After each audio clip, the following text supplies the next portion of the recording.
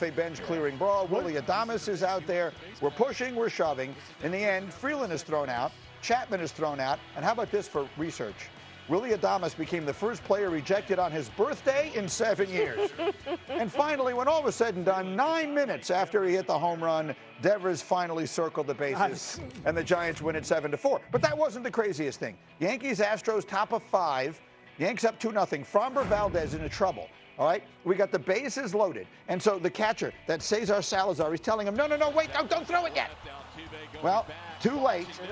Valdez throws and gives up the grand slam to Trent Grisham. Valdez is upset. He's not happy with the catcher. Catcher's not happy with him. So this is the next pitch. Oh! Whoa! This is Valdez throwing a 93-mile-an-hour single. Look at the faces. Hey, man. Hey. Even Anthony Volpe is like, what the hell was that?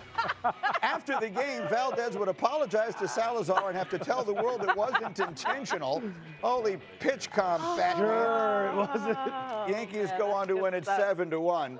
Lewis, your reaction. That's well, first of all, the fight. I mean, the guys got ejected for that. Yeah, that's for a fight. doing this. Oh, okay, I like that. So that they got ejected for that. That's a fight. I mean, because you got mad because the guy walked to first base and flipped the bat. So then you just want to come on. That's a violation of etiquette. Yeah, I know. I know. Look, I mean, flip it. Yeah, go ahead now. Flip. Crowded park, It's by not the like way. he Bautista What that. are you That doing, was man? What are you doing, man? Huh? What? Nate, Don't Can we get repeat some those audio words. on that right Don't repeat those there? words. Don't repeat that. Nate, Hold me back. Hold me back. what do you consider this here? That's okay. Those fighting words right there. Dominique. Look, like this right here. Like, what are we doing? That's not a fight though. Like I've seen, was it Bautista? I think I've seen baseball players who know how to throw a punch. These are not good punches. I'm not advocating fighting. You shouldn't fight. Me neither. Okay? But if you're gonna do it, don't shame yourself with this. I don't know. Yeah, I mean, seriously. I've never been in a fight in my entire life, but I feel like if I were, that's how I'd fight. No, I have a feeling, Greeny, you might come with a right cross. You might be all right, though. But you know, it's the catcher's look. The catcher, when he was looking at him after he hit him in the chest, that's the one. That look right there, yeah. You know, I think I may have given that look to like maybe my son when he throws the football at me and I'm not ready for it. Yeah. And then when it bops you in the face or something like that. The Chiefs. I may have given that look to Schrager, yeah. So, as you can see, there was madness in baseball last night. But the football season starts tomorrow. So let's dive into that. Let's play a game of What's Your Number? Hey, Schrager, how many touchdowns is Joe Burrow going to throw against Cleveland on Sunday? Joe Burrow's going to go 3 touchdowns. He got his guys, Higgins and Chase. They restructured Chase Brown's contract. There are no excuses for this offense not to put up a ton of points. Cleveland should be a win. Unlike all the other starts of the season that they've had under Zach Taylor, they should get off hot.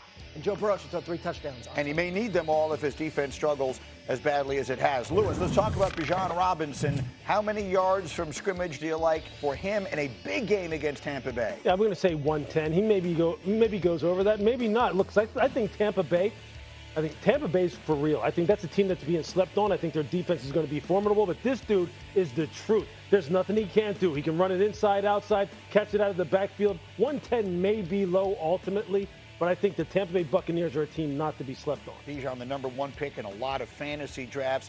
And then finally, Nick, how many rushing touchdowns for Saquon tomorrow night against Dallas? Yeah, I just got 1 rushing touchdown for Saquon. I suspect that this is going to be more of a big Jalen Hurts game. I think Saquon obviously is going to be incredible because he always is, but we have the tush push that's going to steal a couple of touchdown opportunities from Saquon. And also, I think Hurts through the air is going to be the focus of the Eagles in this competition. Well, it will be interesting to see what they choose to do against Dallas. But what they've already chosen to do is fascinating. They're the defending champs. And I'm always interested in the psychology of how champions choose to go about that defense. So I want you to hear from Nick Sirianni and A.J. Brown about how little time they're spending in the rearview mirror. How do you feel about the fact that even though it's banner night for you guys, the fans will still have the standard of performing and winning at a high level? Yeah, I didn't know it was banner night. We won't be out for that. You know, I think from the outside, I think the city and everybody has been talking about it, but you know, this building has been locked in. You know, we put it at the bed long ago, and like I said, we just ready to go. You know, that's over with. Okay, so I listened to that one more carefully this time because I thought that when we did the notes yesterday, I thought the most important part was him saying we're not going to be out there for Banner Night. That's significant. How about him saying he didn't even know it was Banner Night? I mean, that is either not true or it is so myopic, like his focus is so singular, he didn't even realize they're raising the championship banner that these guys have worked their entire lives to earn. I've covered a bunch of season openers, and every single one of them, since they started them on Thursday nights, they raise the banners. Nick Sirianni knows that. He knows that. I also would say, as much as we're ESPN, we have this new partnership with WWE, there is a little bit of the wrestling feel to this, too, in that Sirianni is saying, we are going to play the heel this season. We are not. He does have to report to a boss, though. Is Jeffrey Lurie aware, the owner, that his team is not going to be on the sidelines when the banner gets raised? I am very fascinated to see at 8 o'clock Thursday night if we see the Philadelphia Eagles on the field or not. If they're in the locker room while they raise the banners and it's ho-hum, that would be very, very unique for a team who's looking to defend and celebrate a Super Bowl championship. So that part of it aside, I do think it is all super interesting. But I also think this, just to genuinely the psychology of how teams go about this. And I read stories this summer that Jalen Hurts reached out to Michael Jordan. You know, they can't get any better than that, obviously, and what it's like to come back and defend a championship and all that sort of thing. So the psychological piece of it, I think, is interesting. Nick, what do you think, as my resident psychologist, what do you think of the way they're going about it, basically saying we're not defending anything? Yeah, I mean, I think Nick Sirianni has come a long way as far as being a leader. I think he chose his words very carefully. I think there's a couple of ways to go about this. You want to create two things with your team, and Lewis mentioned this earlier. It's like you want to avoid complacency. You want to create some sort of togetherness. The togetherness is always created by us against the world. Nobody likes us. Everyone's coming to get us. And you want to create some sort of a way to avoid complacency, like a reason to do the extra work. If you come into this season in a celebratory mood, then it's like, all right, maybe I don't have to stay after. I'm not as hungry. When you're working to like prove yourself, it's a little different. So I think that's the approach that he's taking. I think it's fine to go the other way and say, we're champs now, so we have to work twice as hard. That's one way to go about it. But Sirianni's going the other way where it's like, just forget it even happened. None of it ever happened. We are still trying to prove ourselves in a way, which, I mean, I think back to his opening press conference, Nick Sirianni has become like a much better coach in ways that I think are shown through him winning the Super Bowl, but not something that I think is readily like available for us to appreciate all the time. But seeing that clip, he looked confident in control. That's fair. So there's the psychological piece. And now let's dive into the actual game itself. The Dallas Cowboys are a fascinating team to me. That's who the Eagles play tomorrow night, in case you're not aware.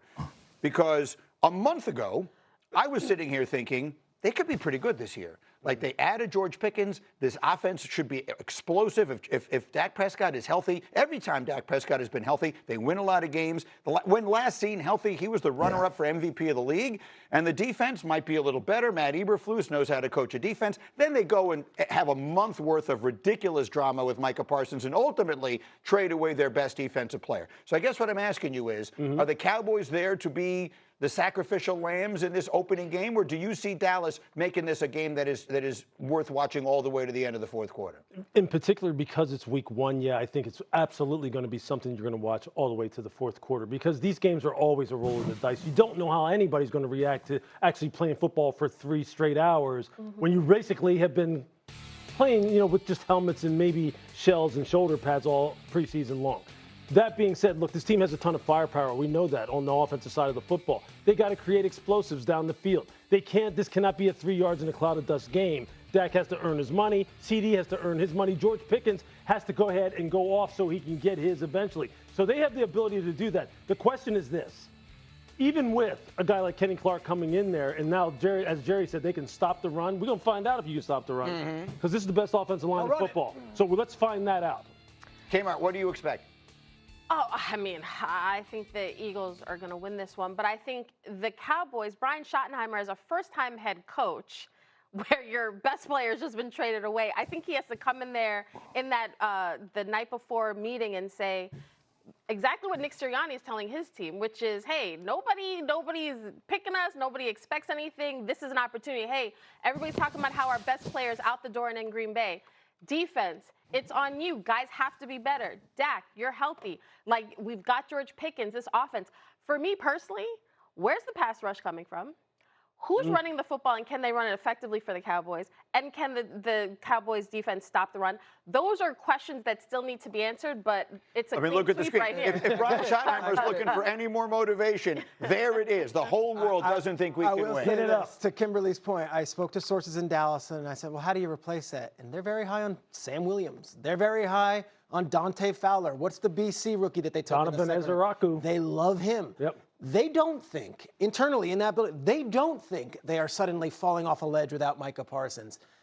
If they were a Super Bowl contender with Micah Parsons last year, they certainly weren't when Dak went down, and they weren't even relevant when it mattered. So they're without Micah, and they believe they've got some young legs, and they can hold their own in the pass rush, and they got better inside with Kenny Clark. Whether that's true or false, we'll have to see. I will say this. I don't know that the Cowboys win the game. I love them plus the 7.5. It's a big number. I mean, plus 7.5 is a very big number. It moved over the sort of magical line of 7 with the Micah trade. It went from 6.5 to 7.5. I don't know that Dallas wins the game, but I love the Cowboys plus the That number graphic is so incriminating for all of us. Yeah, Absolutely. especially week 1. Yeah. I mean, week 1 is an absolute toss-up across the league.